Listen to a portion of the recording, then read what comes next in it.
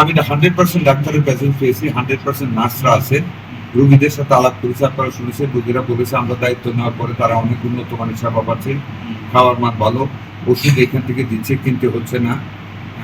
একটা ইরেগুলারিটিস পেয়েছি, এটা অবহেলা, যেটা এজিথ্রোমাইসিন আপনার 30 পর এখনো রোগীকে দেওয়া হয়নি, ওনাদের স্টক ছিল, স্টক আনছে 12/8 আনার পরে স্টোর কিপার সে জিনিসটা মেডিসিনের যে আমাদের ডেলিভারি দেয় তাদেরকে হস্তান্তর করেনি, এটা আমি নোট করে নিয়েছি।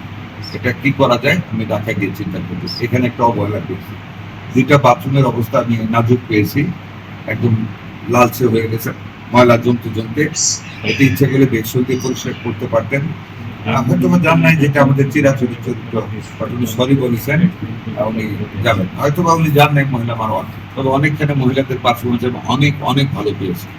যেমন মহেশপুর ফ্যান্টাস্টিক ম্যানেজ মহিলার ইয়ে চিত্র আপনারা দেখেন, হয়তো কোনো কারণে পারে না, বাট আমি আপনাকে মানে সতর্ক করতেছি এটা ঠিক করে, কারণ এই বাথরুম আপনি কিন্তু ব্যবহার করবেন না, আমিও পারবো না।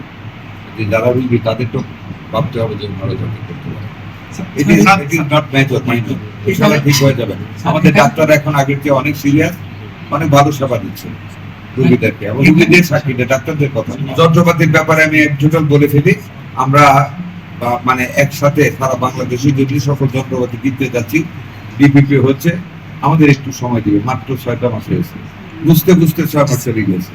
ইনশাল্লাহ এই যন্ত্রপাতির অভাবও থাকবে না, আমরা ম্যানেজ করবো। যথেষ্ট আমাদের মাননীয় প্রধানমন্ত্রী এবার আমাদেরকে 3 গুণ বেশি বাজেট দিয়েছেন, বাজেট খরচ করতে হবে, খরচটা বিল্ডিং এর যন্ত্রপাতি দিয়ে করবো ম্যাক্সিমাম।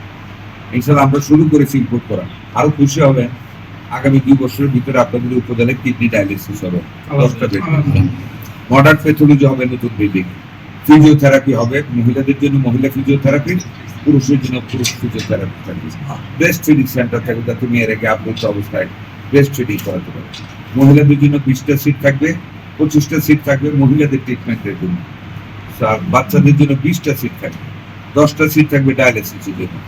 নতুন সিস্টেমে আমরা সাজাইতে দিচ্ছি।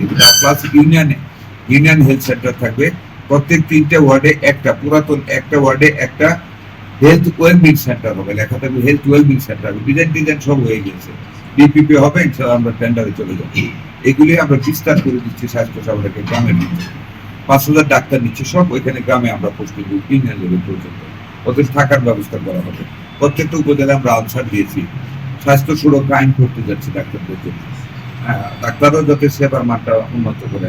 প্রাইভেট ক্লিনিকগুলিকে আমরা আমাদের শিশুদের বলেছি, এনরোল নিশ্চয়ই আপনারা মেসেজ পেয়েছেন, আপনারা মানে ভিজিট করবেন, যাদের লাইসেন্স থাকবে না, সেবার মান ভালো ডাক্তার নিয়ে যত্র অপারেশন করে, এগুলিকে আমরা বন্ধ করে দিই।